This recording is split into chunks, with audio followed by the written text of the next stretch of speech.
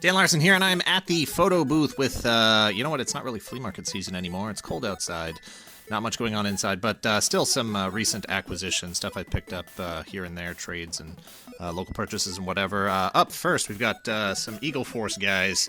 Mego, 1980-82, somewhere in that region, just before G.I. Joe came in and absolutely dominated the tiny plastic military guy market. For me, they never really caught on with me either back then or as a older collector, collecting all these years. I never cared for the fact that they're die-cast metal. They're not very articulated. 5 points of articulation, I think. Shoulders, hips, yeah, they got necks. But die-cast metal, that, you know, painted metal, it just didn't hold up. It scratched too easily. It makes sense for the, you know, as far as a history of where those sort of toys came from. You know, there's a lot of, you'll see them in antique stores and stuff where they're just little historical figurines that are die-cast metal and painted. And I know a lot of the designers that worked on G.I. Joe figures pulled their inspiration from those old kinds of figurines. So it makes sense that you might have an articulated modern military die-cast line. But man, their guns and stuff are just so tiny, and they didn't hold them well, and you couldn't pose them. And even G.I. Joes with knees and waists and stuff, even those felt like they were limited in articulation at the time. And when they introduced, you know, the bicep swivel kung fu grip, that was a big deal. So this was just not enough with everything else had against it. Up here we've got, I think this is Zapper. I think he was communications expert. I'm not 100% sure on that. We've got KO, who was basically their quick kick.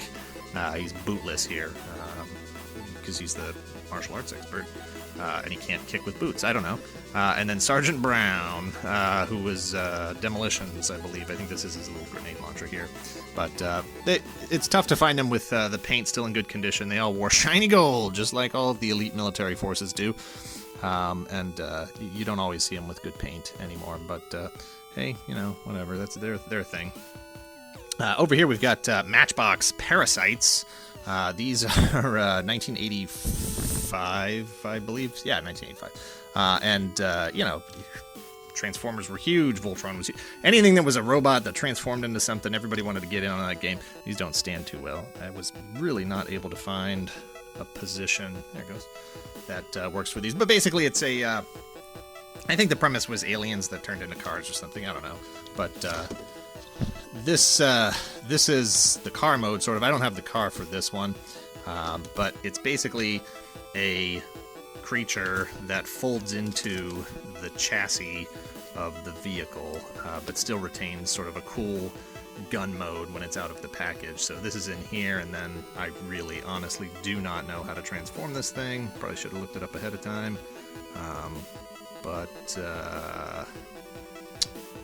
just trying to wing it. There's pieces this kind of looks like a face. So that's not what it's supposed to look like. I don't really know what it... Oh, hang on. Making progress, hang on. Hips, no. There's a joint there, but these turn. Those look like feet. There we go. All right, moving. Arms. Over like so. Maybe... All right, hey, that's good enough. I think I can actually get it to stand like that. And they turned into, you know, these sort of robots.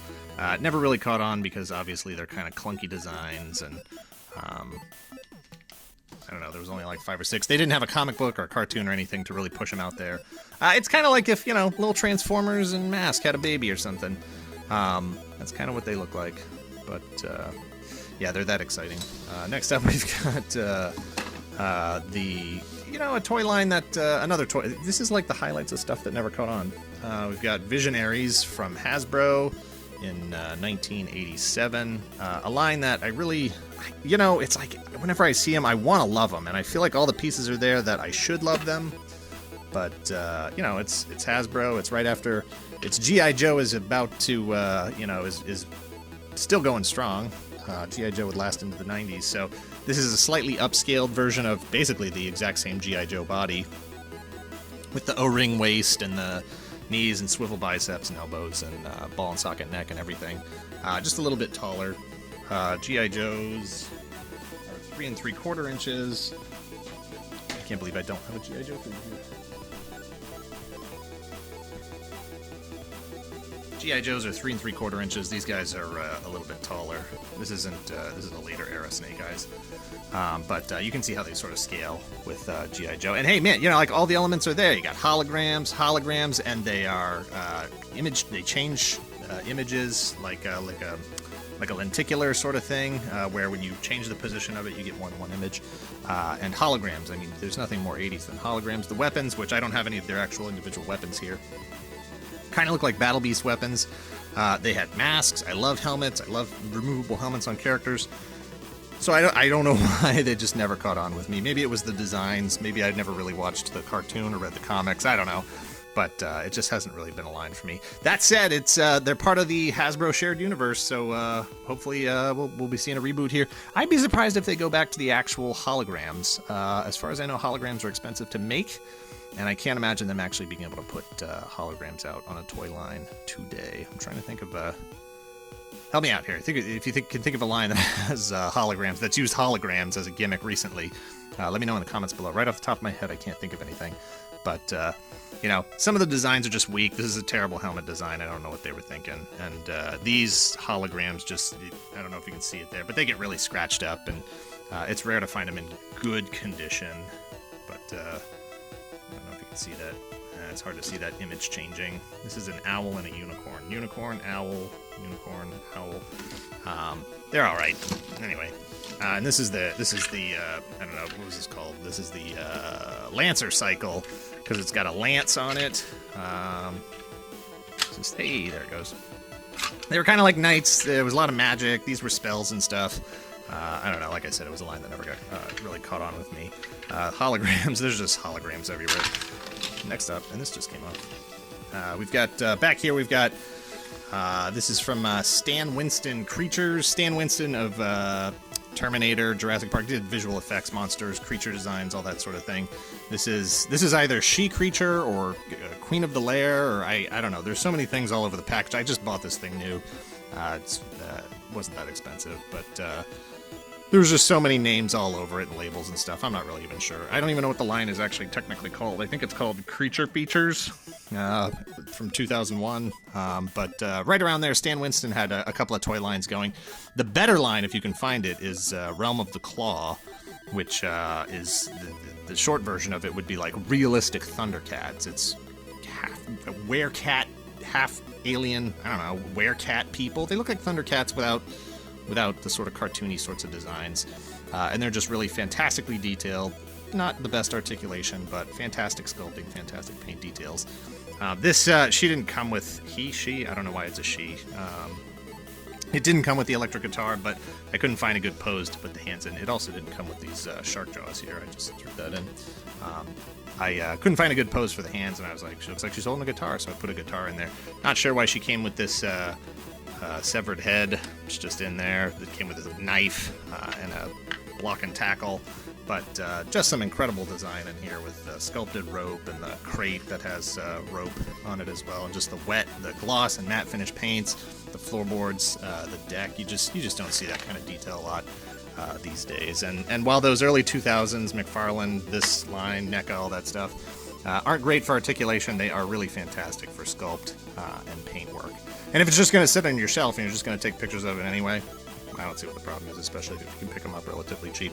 Last up, we've got, speaking of McFarlane, this is Code Red from the McFarlane TechnoSpawn line, which, I mean, you can't go wrong with a monkey in a spacesuit.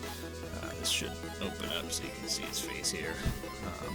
You know, McFarlane really pushed the boundaries on 6-inch figures and detailed sculpting, detailed paint. They're still trying to do it, but it just doesn't sit...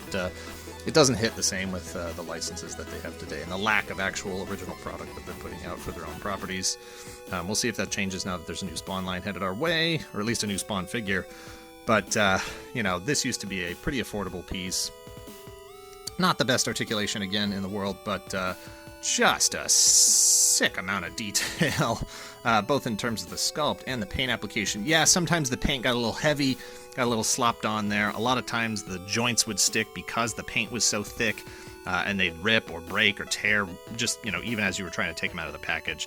And some of these designs just are so over the top that they are, you know, ridiculous. I don't know why there's a gun here pointing out, you know, to the left and the right, but, you know, ultimately it's a cool looking monkey in a spacesuit design. He does have a rocket launching missile here that fires, but just a really great example of, you know, a piece that at the time it was incredible, and then as toys and action figures kind of moved along, it turned into something that I wasn't really that crazy about. And now, after having years to sort of be away from it, I've come back to it and really begun to reappreciate what McFarlane Toys was doing back then. Anyway, that's some of the stuff I picked up recently. Thanks for watching. Let me know in the comments below if you guys have grabbed anything. Let me know if you can think of any other hologram lines, and we'll check you next time. Later!